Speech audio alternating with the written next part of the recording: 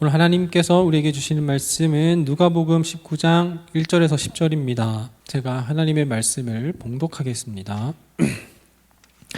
예수께서 여리고로 들어가 지나가시더라. 삭개오라 이름하는 자가 있으니 세리장이요 또한 부자라. 그가 예수께서 어떠한 사람인가 하여 보고자 하되 키가 작고 사람이 많아 할 수 없어 앞으로 달려가서 보기 위하여 돌 무화과 나무에 올라가니 이는 예수께서 그리로 지나가시게 되밀어라. 예수께서 그곳에 이르사 쳐다보시고 이르시되 삭개오야 속히 내려오라. 내가 오늘 내 집에 유하여야 하겠다 하시니 급히 내려와 즐거워하며 영접하거늘 뭇 사람이 보고 수군거려 이르되 저가 죄인의 집에 유하러 들어갔도다 하더라. 삭개오가 서서 주께 여짜오되 주여 보시옵소서 내 소유의 절반을 가난한 자들에게 주겠사오며 만일 누구의 것을 속여 빼앗은 일이 있으면 내 갑절이나 갚겠나이다. 예수께서 이르시되 오늘 구원이 이 집에 이르렀으니 이 사람도 아브라함의 자손이미로다. 인자가 온 것은 잃어버린 자를 찾아 구원하려 함이니라. 아멘. 우리가 기독교인이라고 하는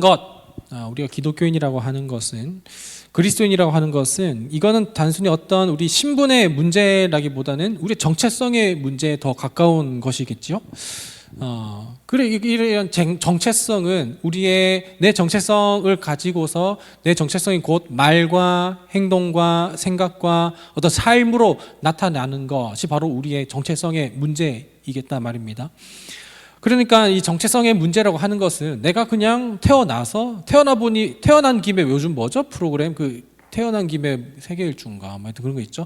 그래서 우리가 태어나서 살아가다 보니까 그렇게 사라져서 이것이 내 정체성이구나라고 하는 것이 때때로는 뭐 우리 지금 같은 어떤 유행으로 나타나긴 하지만 굉장히 그것이 우리에게는 우왕좌왕하는 그 삶의 어떤 모습 가운데 나타날 수가 있단 말입니다.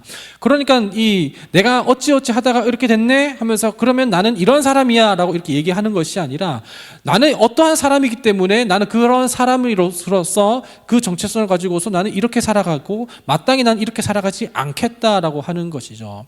그러니까 우리가 막 살다가 막 사라진 그 삶이 내 정체성이 되는 거 아니라 내게 확립된 그 정체성을 가지고서 살아가는 게 우리의 삶이어야 하고 특히나 또한 그리스도인의 정체성이 바로 그러해야 한다라는 것입니다.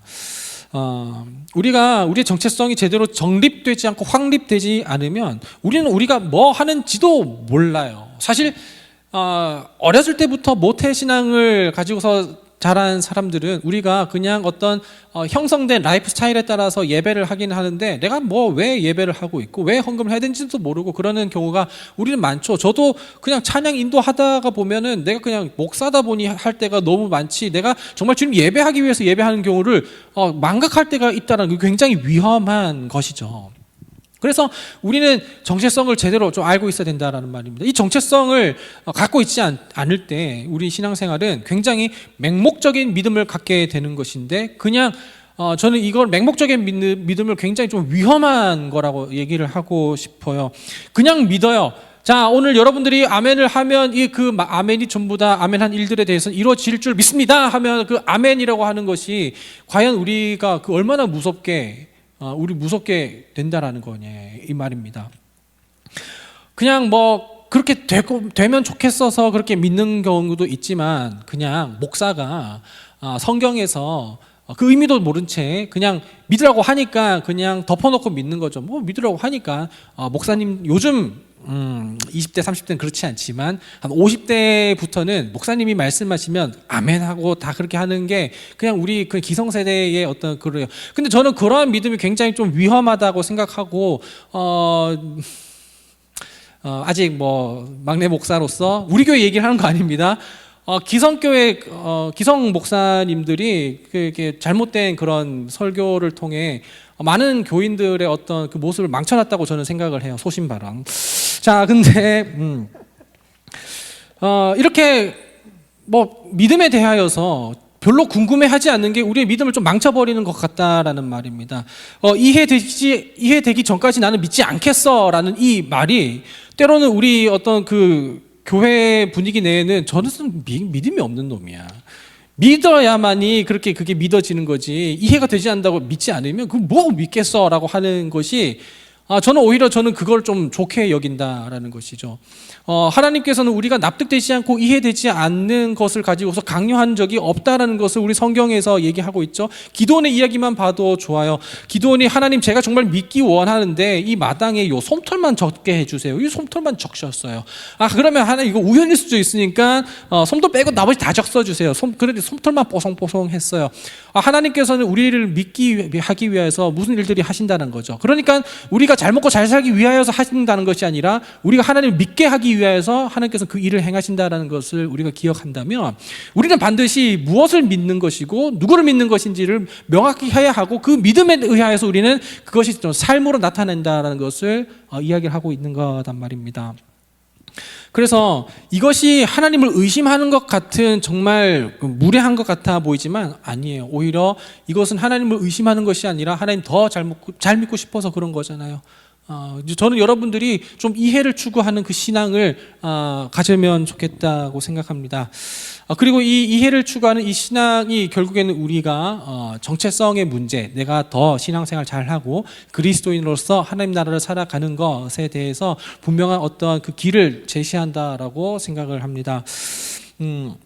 우리들 중에서 그 신앙의 문제점이 있다면 여러분들 안 믿어서가 아니라 못 믿어서가 아니라 너무 잘 믿는다라는 거예요. 목사님 말이라면 다 믿어요 라고 이렇게 이야기를 하는 것, 아까도 얘기했지만 여러분들은 잘 안 그런 것 같아요.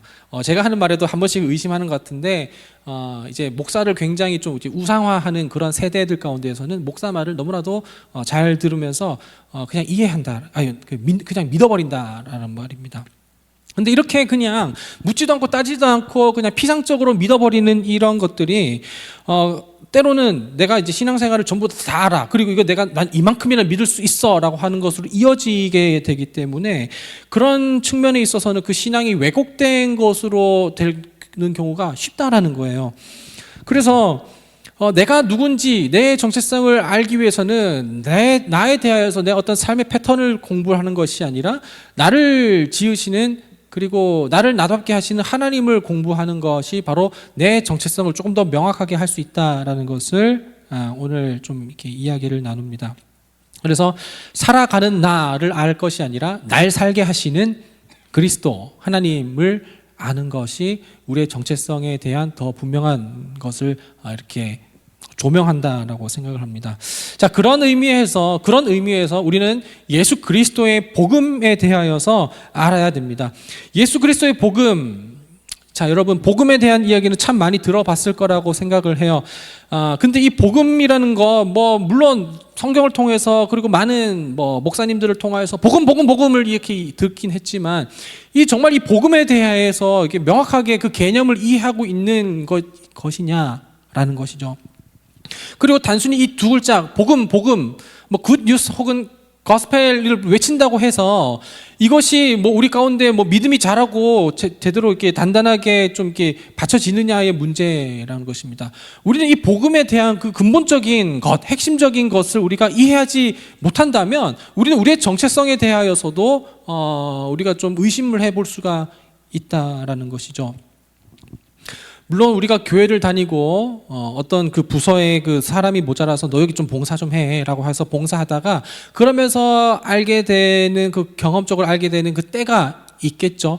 그러나 저는 그 때가 반드시 올 것이라고 믿지만, 저는 그렇다고 해서 넉넉고 여러분들 봉사하다 보면 하나님 만나게 될 거예요, 기도하다 보면 이렇게라고 얘기하고 싶지 않고, 저는 기회가 되는 대로 그리고 허락되는 대로 계속해서 그리스도의 복음에 대해서 좀 여러분들께 설명을 드리고 싶다 말인 것이죠. 그래서 우리의 신앙의 근본 그리고 신앙의 핵심인 이 복음을 잘 모른다면 우리는 인본주의적인 신앙생활을 할 뿐, 모든 것들을 전부 다 기독교적인 세계관을 인본주의적인 관점으로 바라볼 뿐 신본주의적인 신앙생활을 우리가 하지 못한다, 왜곡된 신앙 갖는다라는 것입니다. 아마 제가 유튜브를 통해서 본 것 같은데 어떤 스님이 설교하는 거를 좀 본 적이 있어요. 그 스님이 어떤 설교했는지 기억은 안 나거든요. 안 났는데 왜? 참 알고리즘도 희한하다. 목사한테 스님 설교를 보여주네라고 이렇게 보고 있었는데 목사님 그 스님의 설교, 설교라고 하는 것은 그냥 이제 앞에서 이렇게 강론하는 그런 이걸 얘기를 하는 거죠. 근데 그 내용은 기억이 안 나지만 그냥 그 스님의 설교 자체가 굉장히 충격적으로 다가왔었어요. 왜 충격적으로 다가왔었을까요? 왜냐하면 그 스님의 그 메시지가 꽤 너무나도 좋았다는 거예요. 그 스님의 메시지가 너무 좋았어요.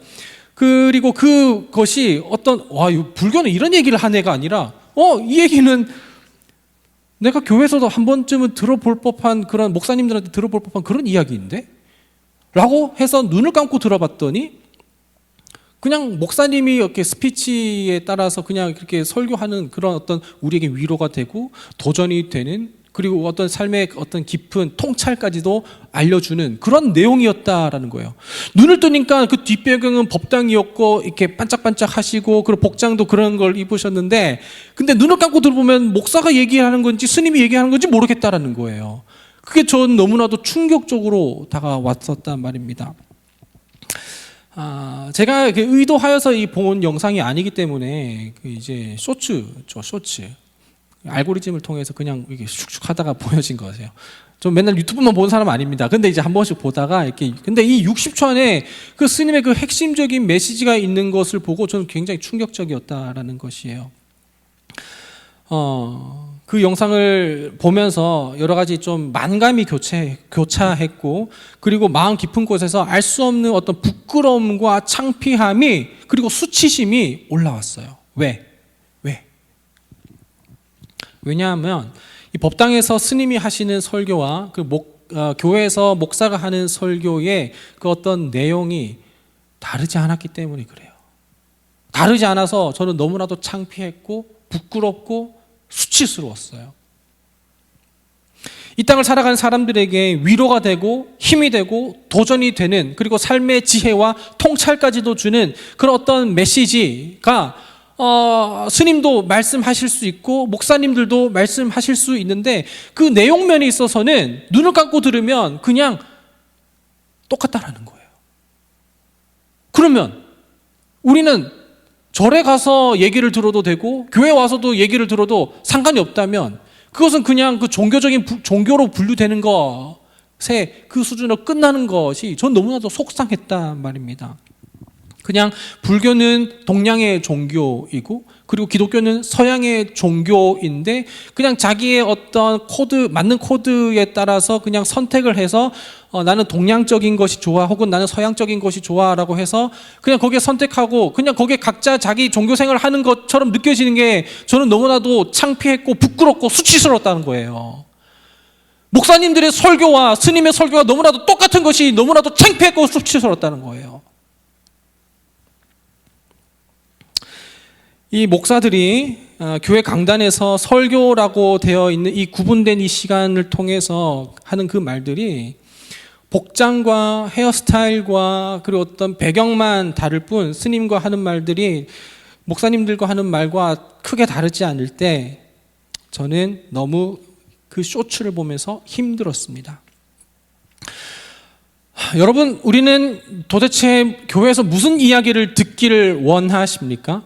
성경을 펼쳤을 때 그 성경을 통해서 어떤 도전을 받기를 원하고 어떤 지혜를 듣기 원하시는 거죠?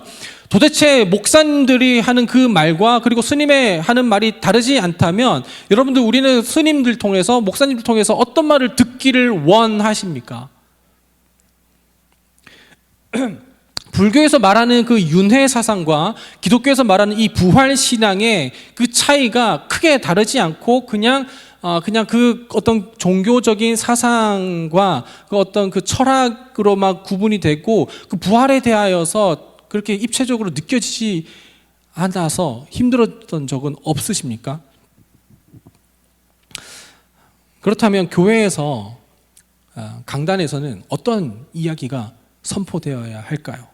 이 예배를 통하여서는 어떤 이야기가 우리 가운데 들려져야 하는 것일까요? 우리가 교회에서 목사들을 통해서 어떤 말을 우리가 기대해야 하는 것일까요? 여러분들 잘하고 있다고, 괜찮다고, 지금대로만 하고 그냥 꾸준히 한다면 여러분들이 목표하고 바라는 것을 언젠가는 이룰 수 있다라고 하는 이 말을 여러분들 듣기 좋아하십니까? 과연 우리는 이 말을 듣기 원해서 교회에 나오고 있냐라는 것입니다. 그리고 이 모든 것들이 그런 위로가 되는 말, 힘이 되는 말, 지혜가 되는 말이 여러분들께 정말 희망이 되고 소망이 되냐 말입니다. 저는 오늘도 여러분들이 듣고 싶어하는 그런 말들, 뭘 듣고 싶어하는지 잘 모르겠지만 그런 말들보다도 좀 거북하고 불편하고 당장은 이해하기 어려운 내용이라 하더라도 저는 반드시 우리가 들어야 하고 알아야 할 그 복음만을 이야기할 뿐입니다. 어떤 종교적인 기독교적 용어로서의 은혜스럽다, 은혜롭다라는 그런 것, 그리고 어떤 사랑이라고 한다든지 어떤 신념이라고 말하는 그런 믿음이라고 얘기할 것인지, 그런 감동 가지고서 우리가 스스로를 위로할 것이 아니라 정말 우리를 살게 하는 그 대속의 은혜인 그 복음을 우리가 듣고 이해해야 한다라는 것입니다. 자, 그렇다면 복음은 무엇인가요? 그 복음은 그리고 또한 우리를 어떻게 살게 하냐라는 것입니다. 그 복음에 대하여서 성경에서는 전체 다 이해를 하고 있겠지만 오늘 우리는 삭개오의 이야기를 통하여서 그 복음에 대한 이야기를 한번 듣고자 합니다. 오늘 본문은 우리가 너무나도 잘 알고 있는 삭개오의 이야기입니다. 여러분들 삭개오 이야기를 하기 전에 작년 8월에 있었던 여름 수련회 주제를 기억하십니까? 기억해요? 로스트, 잃어버린 것에 대하여. 기억하죠? 본문은 어디였었죠? 누가복음 15장의 내용을 가지고서 우리가 잃어버린 것에 대하여 함께 이야기를 나눴습니다. 그 15장에는 잃어버린 것에 대한 비유가 3가지 나온다고 했었죠. 첫 번째는 뭔가요? 염소인가 이거는? 잃어버린 양에 대한 비유죠. 잃어버린 양 99마리보다 잃어버린 양 1마리, 회개하는 돌아오는 그 1마리로 인하여서 더 기뻐한다. 그리고 10 드라크마에서 하나를 잃어버렸는데 그 하나를 잃어버린 거를 이제 찾기까지 찾는 그 여인. 그래서 잃어버린 드라크마 비유. 마지막은 뭐죠? 잃어버린 아들에 대한 비유입니다. 이 아들은 둘째 아들이라고 명기를 하지도 않았고 첫째 아들이라고 얘기도 하지 않았습니다. 수련회 때 얘기했던 것처럼 아버지는 둘 다 잃어버렸었고 한 놈은 찾았죠. 그리고 또 한 놈은 어떻게 되는지에 대해서는 결말이 그냥 열려 있게 되었습니다. 이 누가복음 15장의 이야기, 삭개오 이야기 하기 전에 한번 좀 이야기를 좀 나누려고 하는데, 이 누가복음 15장에서 하는 그렇다면 이 이야기의 교훈은 무엇인가? 라기보다는 이 15장에서 말하는 이 복음은 무엇인가? 라는 것을 이야기를 할 건데, 핵심은 그겁니다. 하나님께서 찾으신다라는 거예요. 하나님께서 찾으신다라는 거예요. 요한복음 15장에서 예수님께서 말씀하셨던 것처럼 너희가 나를 택한 것이 아니요 내가 너희를 택하여 세웠나니라고 말씀하고 계시죠. 근데 우리는 착각해요. 내가 이 시간에 나와서 내가 하나님께 예배하고 내가 하나님 다른 것을 선택하지 않고 주님을 선택합니다라고 이야기를 하기는 하지만 우리는 조금 더 명확하게 이야기하자면 우리는 하나님을 우리가 선택하는 것이 아니라 하나님께서 우리를 선택하시고 우리를 찾으신다라는 것을 이야기를 하는 것이죠. 그런데 우리는 내가 하나님 믿었어 라고 자랑을 합니다. 내가 하나님 이만큼 믿고 있어 라고 자랑을 해요. 하나님께서 우리 가운데 믿게 하신 것인데 우리는 내가 하나님 이만큼 믿고 있어 라는 내 믿음을 자랑한다라는 말이죠. 믿음의 대상을 자랑하는 것이 아니라 내가 갖고 있는 믿음의 크기를 자랑하다 보면 이것은 그냥 종교이죠. 그리고 내가 선택한 것, 그러니까 나는 이렇게 새벽 기도도 하고 있고 통독도 시작하고 그리고 내가 이만큼 예배 횟수를 늘려가고 있고 라고 하는 나의 어떤 선택이 틀린 것이 없다라는 것을 증명하기 위하여서 악착같이 살아나는 것, 그것이 종교행위라는 것이에요. 그것이 종교행위라는 것이에요. 하지만 누가복음 15장에서는 그걸 얘기하고 있지 않습니다. 전적으로 전부 다 양도 그렇고 드라크마도 그렇고 그것을 다 찾아요. 근데 아버지만 기다리고 있죠. 어쨌거나 찾는다라는 것입니다. 그것이 바로 복음이에요. 하나님은 우리가 찾는다고 찾아지는 분은 아니에요. 우리가 학습한다고 해서, 탐구한다고 해서, 혹은 묵상한다고 해서 하나님을 발견할 수는 없어요. 왜냐하면 절대자는 자기 자신을 드러낸 것만 피조물에게 보이기 때문에 그런 것이죠. 그래서 그 계시가 바로 그리스도죠. 하나님께서는 자기 자신을 가장 명확하게 보이기 위하여서 그리스도로 자기 자신을 우리 가운데 보이셨어요. 그리고 그 그리스도를 증거하고 있는 것이, 가리키고 있는 것이 바로 성경이죠. 그래서 우리는 성경을 가지고서 복음, 그 계시라고 하고, 그리스도를 가지고서 또한 계시라고 하기도 합니다. 종교는, 여러분들, 종교는 신을 찾으라고 합니다. 경지에 도달하라고 합니다. 하지만 복음은 신이 우리를 찾아온 이야기를 얘기를 하고 있어요. 종교는 어떤 수준을 이루라고 해요. 어떤 경지에 도달하라고 해요. 하지만 복음은 그 경지까지, 수준까지 도달할 수 없는 너희 가운데 내가 직접 내려가겠다라고 하면서, 그러면서 그 수준을 알고도 우리를 용납하시는 게 바로 복음이죠. 종교는 어떤 정성을 들이면서 너의 믿음을 한번 증명해보라 라고 이렇게 이야기를 하고 있지만, 그러나 복음은 하나님이 우리를 얼마나 사랑하시는지를 십자가에서 증명하신 게 복음이에요. 종교는 do. 종교는 우리 가운데 자꾸 뭘 하라라고, 너희들은 이제 뭘 해야 한다라고 이렇게 이야기를 하지만, 복음은 done. 하나님께서 이미 이루신 일에 대해서 이야기하고 있는 거예요. 앞으로 우리가 해야 할 것을 이야기하는 것은 종교지만, 하나님께서 우리를 위해서 모든 것을 하셨다는 것을 이야기하는 것이 바로 복음이라는 것입니다. 이 복음에 대한 이해가 있지 않으면 우리는 항상 우리 자신을 내세우며 내 의를 드러내는 그 신앙생활을 할 수밖에 없다라는 것이죠. 오늘 제가 누가복음 15장의 세 가지 이유를 세세히 할 것은 아니지만, 15장의 이야기를 요약하면 바로 이런 것입니다. 하나님께서 말씀하신 것, 우리를 포기하지 않으시고 우리를 찾으시는데 우리 어떤 수준을 요구하시지 않으시고 내가 널 위해서 이런 걸 했다라는 것을 가리키는 게 바로 누가복음 15장에 나타난 복음이죠. 그리고 하나님께서는 그것을 끝까지 찾으시기까지 찾은 다음에 그 찾은 것으로 말미암아 기뻐해서, 요걸 찾았지만 이걸 기뻐해서 더 많은 잔치를 벌리신다는 거예요. 그리고 그 비유, 누가복음 15장의 그 비유의 절정으로 나타난 게 바로 오늘 누가복음 19장의 이야기입니다. 누가복음 15장에서는 예수님은 기쁨을 가지고 이야기를 할 때, 기쁨은 잃어버린 것을 찾았을 때다라고 기쁨에 대해서 이야기를 하는데, 오늘 누가복음 19장에서는 예수님께서 성육신에 대해서 얘기할 때, 잃어버린 것을 찾기 위하여서 내가 성육신했다. 인자가 온 것은 잃어버린 것을 찾기 위하여서 왔다라고 말씀하신 것이 바로 오늘 본문 10절에서 이야기하고 있는 것은, 인자가 온 것은 잃어버린 자를 찾기 위하여 온 것이다 라고 해서 성육신의 목적이 바로 잃어버린 것을 찾기 위하여. 그래서 누가복음 15장 잃어버린 것들에 대한 그 말한 이후에 19장에서는 그 인자가 온 것에 대한 그 성육신의 목적에 대해서 이야기를 하고 있다는 것입니다. 예수님께서는 오늘 이야기예요. 여리고를 관통하여 지나가시는 중이었습니다.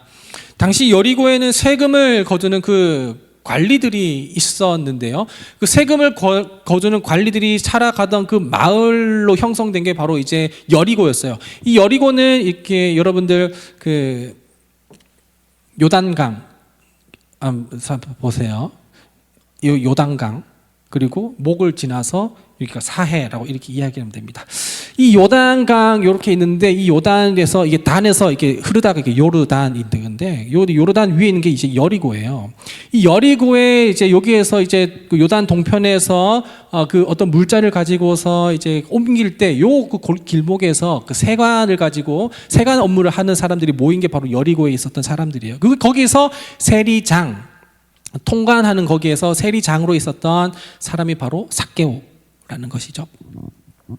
그 통관세를 받으면서 일을 했었고, 그 세번역 성경에서는 세리장을 세관장이라고 했었는데, 그 세금 징수자의 우두머리가 바로 삭개오였습니다. 그래서 삭개오는 그 로마의 어떤 임명을 받아서 거기에서 이스라엘 사람이지만 유대인이지만 거기서 그렇게 로마의 앞잡이로서 이렇게 역할을 했었던 것이죠. 우리 일제 강점기 시대를 우리 생각하면 이해하기가 쉬울 것 같아요. 그렇게 삭개오는 동족을 보살피고 동족의 어떤 편의를 봐주는 것이 아니라 동족의 피를 빨아먹고 갉아먹는 것이 바로 삭개오였었습니다. 그래서 삭개오는 그야말로 세관장으로서, 세리장으로서 그 통관을 하는 그 사람으로서 오늘 묘사할 때 부자라고 이야기를 하고 있어요. 삭개오는 부자입니다. 그런데 삭개오는 부자인데 그를 좋아하는 사람은 아무도 없었죠. 로마로부터 세금을 거둘 수 있는 권리를 얻은 이 삭개오는 그 지역 주민 가운데 할당을 받아서, 그래서 그것을 이제 어느 정도 그 할당된 그 세액을 로마로 넘기면 되기는 하는데 그 연초에 그 할당된 양이 있다고도 해요. 그래서 그 양만 이렇게 하면 되고 나머지는 전부 다 냠냠 하는 것입니다. 그리고 이것에 대한 어떤 규정 같은 것도 그 세리장에게 위임이 되어 있어서 그것을 세리장만 알지 다른 사람들은 모르기 때문에 이 사람이 얼마나 많은 어떤 그 이득을 취하고 있는지도 잘 모른다고 해요. 그래서 삭개오는 그렇게 부당한 이익을 취하면서 부자가 되었답니다. 랍비 문헌과 신약 성경에 따르면 당시 세리는 경멸의 대상이었다고 해요. 신부는 이스라엘 사람이었지만 그가 하는 행동들은 로마의 앞잡이였기 때문에 경멸 대상 그 자체였습니다. 실제로 많은 부를 누렸지만 사람들에게 존경은 받지는 못했었던 게 삭개오였습니다. 자, 이런 배경의 문화를 이해하고 나서 당시에 어떤 존경받는 사람이 있다면 그 존경받는 사람은 어디에 갈 때, 만약에 목적지가 저기라고 해요. 그럼 저기 있는 사람들이 여기까지 배웅을 나와서 같이 둘러싸서 에워싸서 가는 어떤 풍습이 있었다고 합니다. 또한 존경받는 사람은 어떤 길을 지나가게 될 때 그 길을 터주는 것이 그 사람들 가운데 풍습이었었다고 해요.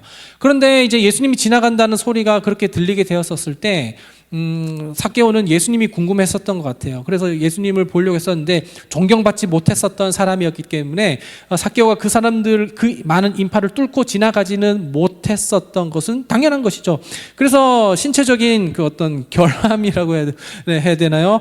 키 작음 거기에 대해서 이제 삭개오는 그걸 극복하기 위하여 예수님을 좀 보기 위하여서 돌 무화과 나무에 올라가게 됩니다.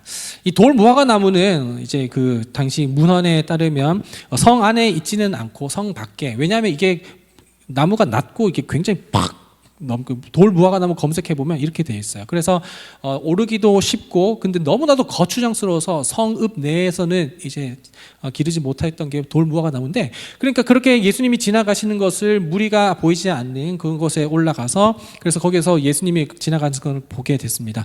삭개오가 예수님이 온다라고 했을 때 거기에 이제 예수님을 보고 싶어하는 그 이유에 대해서는 성경에서 명확하게 표현하거나 어떤 묘사하고 있거나 그렇게 언급하고 있지는 않아서 삭개오가 왜 예수님을 보고 싶어 하는지는 우리는 알지는 못하지만 왜 보고 싶어 했었을까요? 한번 유추를 해볼까요? 아마도 그냥 두 가지 정도만 이렇게 추측을 해본다면, 첫 번째로는 그냥 이제 굉장히 명성이 있는 사람, 삭개오는 어떤 부에 대한 욕심이 있었던 것 같죠. 사람들의 존경을 받지 않는다 하더라도 부에 대한 욕심이 있어서, 근데 이제 굉장히 좀 인플루언서라고 해야 될까요? 당시 어떤 슈퍼스타라고 할 수 있는 예수님 지나간다고 하니까 궁금해서 한번 보고 싶어서 이렇게 보려고 했었던 것이기도 하겠죠.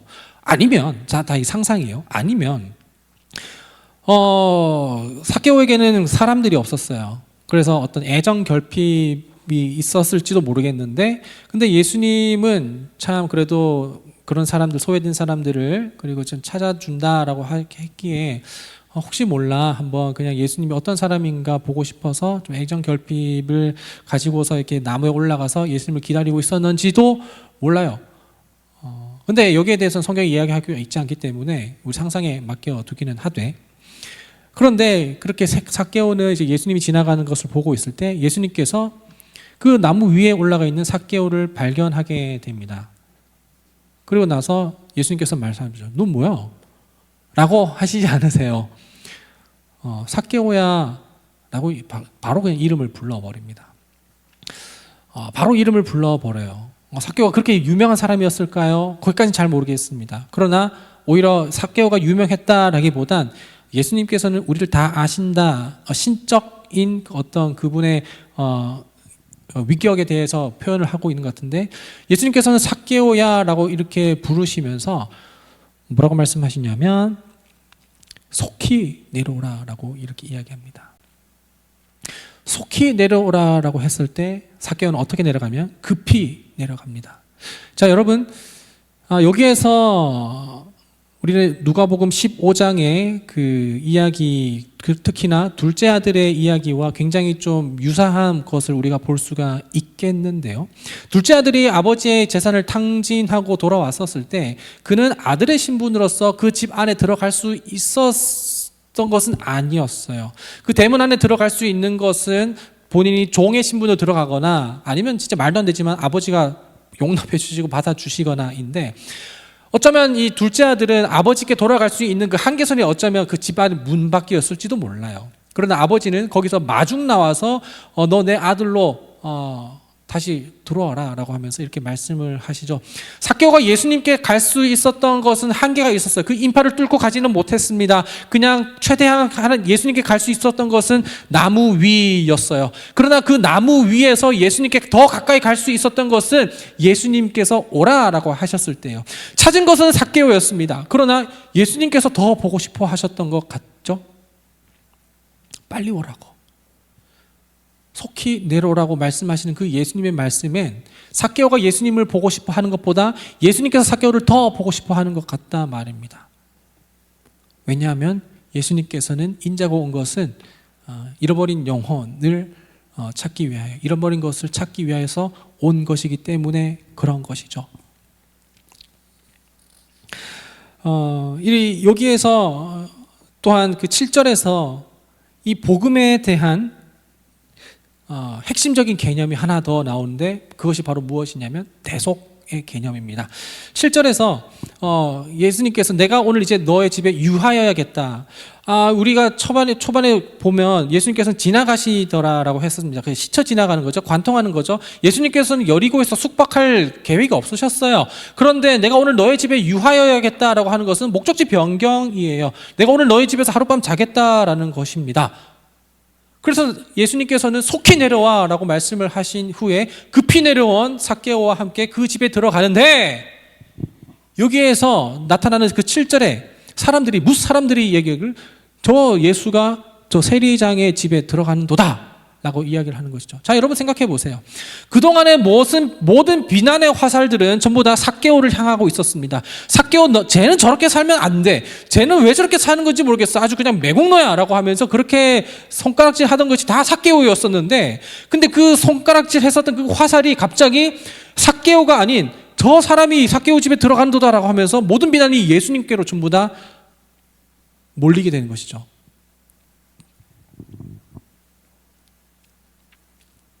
이것이 바로 대속입니다.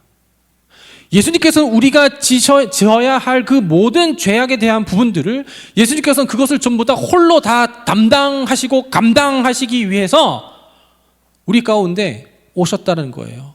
그리고 우리 안에 오셨다라는 거예요. 이것이 바로 누가복음 삭개오에서 나는 그 복음에 대한, 그리고 복음 중에서도 그 대속에 대한 개념인 것이죠. 그리고 8절에서 삭개오와 예수님 가운데 인격적인 만남이 이루어졌습니다. 무슨 말이 오갔는지는 모르겠지만 아마 삭개오는 예수님을 경험하고 만나게 됐었을 때 그 8절을 통하여서 여러 가지 액션을 갖게 됩니다. 근데 이 액션에는 여러 가지 의미가 있는데, 이 거듭난 사람, 그러니까 칭의 이후의 성화에 대한 그 삶이 나타나는 거예요.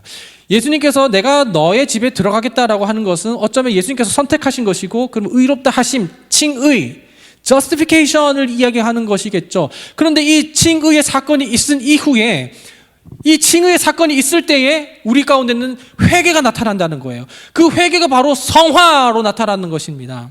글로리피케이션, 세인티피케이션, 우리 가운데는 그 성화의 삶을 살아가는 것이 회개로부터 시작하는 것이에요. 근데 이 회개라는 것이 당시 이 랍비 문화 가운데에는 회개가 어떤 배상의 의미로 있었어요. 그러니까 이 배상이라고 하는 것은 내가 이 앞에 있는 이 친구에게 100만 원을 부당하게 이득을 취했으면 이 100만 원에 대한 그 5분의 1, 그러니까 20%를 더 붙여서 갚아야만이 이 배상이 되는 것이고, 이것이 회개로서 모든 것을 다 감당했다라는 거예요. 완전히 그 의무를 다 했다라는 거예요. 그러니까 삭개오는 내가 예수님을 인격적으로 만나게 됐을 때, 예수님, 내가 그렇게 살지 않겠습니다 라고 끝나는 것이 아니라, 그러면 이제 내가 그렇게 살지 않겠고, 내가 혹시나 예수님을 만나기 전에 부당하게 취한 그 이득이 있으면 내 소유의 절반을 다 가난한 사람들에게 나눠주고, 부당하게 이득을 취한 것이 있으면 내가 그 사람들에게 내 갑절이나 더 하여서 다 갚겠나이다 라고 하는 것을 우리가 보게 될 때, 누가복음 10장에 나타난 재물이 많은 그 청년의 이야기와 너무나도 대조되는 상황이 나타나게 되는 것이죠.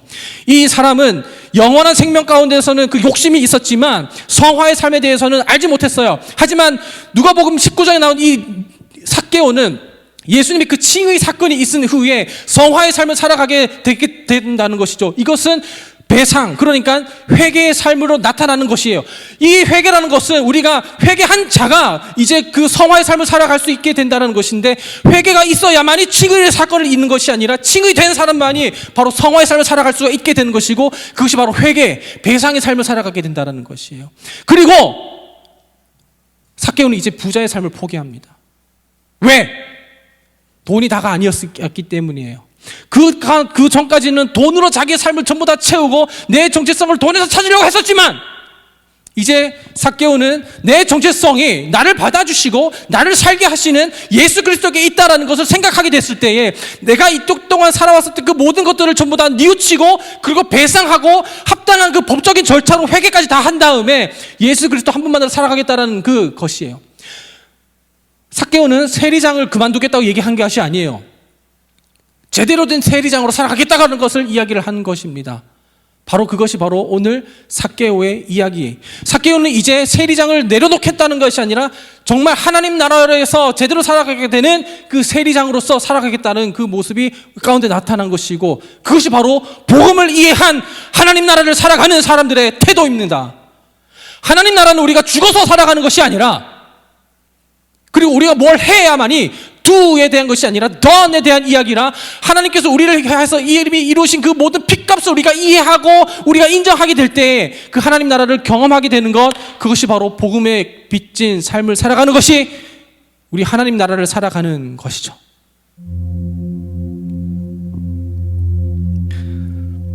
율법을 이루고 완성함으로 인하여서 내가 그리스도인이 되었다고 내 믿음이 이만큼이라고 얘기를 하는 것이 아니라, 내가 그리스도의 복음을 이해하고 깨닫게 된 사람들은 전부 다 그 율법을 전부 다 넘어 극복하고 완성하게 된다는 것이죠. 그 구약의 개념 가운데 그 모든 부당하게 취한 이득은 전부 다 그렇게 배상해야 된다고 얘기를 하고 있는 것은, 내가 이렇게 함으로써 내가 구원을 받는다는 것이 아니라, 이미 구원받은 자로서 나 이제 이렇게 해서 밖에 살아갈 수밖에 없다는 그 마음이 샘솟듯이 올라나온다는 것이 하나님 나라를 살아간다는 것이에요. 하나님 나라를 살아간다는 것은 우리가 죽어서만이 살아가는 것이 아니라, 지금을 살아가는 것이 직업이 바뀌지 않는다 하더라도, 상황이 바뀌지 않는다 하더라도 복음에 대한 이해가 있는 사람들은 그 예수 그리스도가 전부라는 것을 생각하며 부자의 삶을 내려놓고 내 지금의 삶을 주님을 위해서 살아가겠다고 말하는 것이 바로 하나님 나라를 살아가는 복음을 이해한 사람들의 그리스도인의 삶이라는 것입니다. 그것은 내가 예수님을 찾는 것에 한계가 있는데 하나님께서 우리를 찾는다는 것을 우리가 이해하는 것이에요. 그것이 바로 누가복음 15장에 나타난 이야기, 그리고 그것이 절정 가운데 누가복음 19장에 나타난 그 삭개오의 이야기라는 것입니다. 거기서 우리는 정체성을 찾아야 해요. 그 복음에 근거하여서 우리가 신앙생활을 해야 해요. 그 복음을 우리가 이해하지 않는다면 절에 가서 그 스님들의 말을 듣는다고 똑같단 말입니다. 그 말이나 이 말이나 다 똑같다는 말이에요. 이 강단에서는 무엇이 선포되어야 된단 말입니까? 그리스도 예수께서 우리를 하여 주신 그 모든 것들을 우리가 이해할 때 그것을 우리가 살아가는 것이지, 도전이 되는 말, 통찰력 있는 말, 힘이 되는 말, 위로가 되는 말로 자위하지 말란 말입니다. 우리 그리스도인의 정체성은 그리스도께서 핏값으로 사신 그 은혜 가운데 그 복음에 근거하는 것입니다. 거기서부터 우리는 지금 당장 이미 도래한 하나님 나라를 살아갈 수 있게 되는 것입니다. 그 나라를 우리가 고대하고 갈망하며 하나님 나라를 오늘 살아갈 수 있는 우리 모두가 되시기를 간절히 소망합니다. 기도하겠습니다. 하나님, 삭개오는 세리장으로서 엉망으로 살았습니다. 사람들의 지탄을 받아 마땅했습니다. 그러나 그가 호기심인지 뭔지 모르겠지만 주 예수 그리스도를 찾아가게 됐을 때 보자마자 예수님께서는 그 잃어버린 자 삭개오야 속히 내려오라 하면서 내가 너를 많이 보고 싶었다 말씀하실 때에 내가 오늘 너의 집에 유하여야겠다.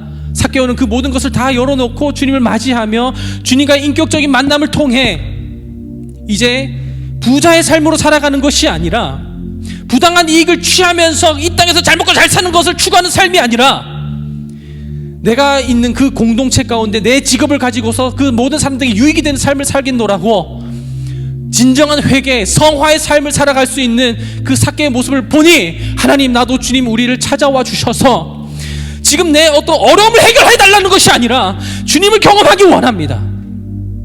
주님을 알기 원합니다. 복음으로 살기 원합니다. 그 복음의 은혜가 우리 가운데 있게 하여 주셔서 내가 죽어서 가는 천국이 아니라 이미 도래된 already 그러나 not yet 그 하나님 나라를 우리가 살아갈 수 있도록 주님 인도하여 주시옵소서. 주 예수 그리스도의 은혜와 하나님의 끝없는 사랑과 성령의 교통하심이 복음을 알기 갈망하는 모든 여기 예배자들과 예배자들의 삶 가운데 지금부터 영원토록 함께 하시기를 간절히 축원하옵나이다. 아멘.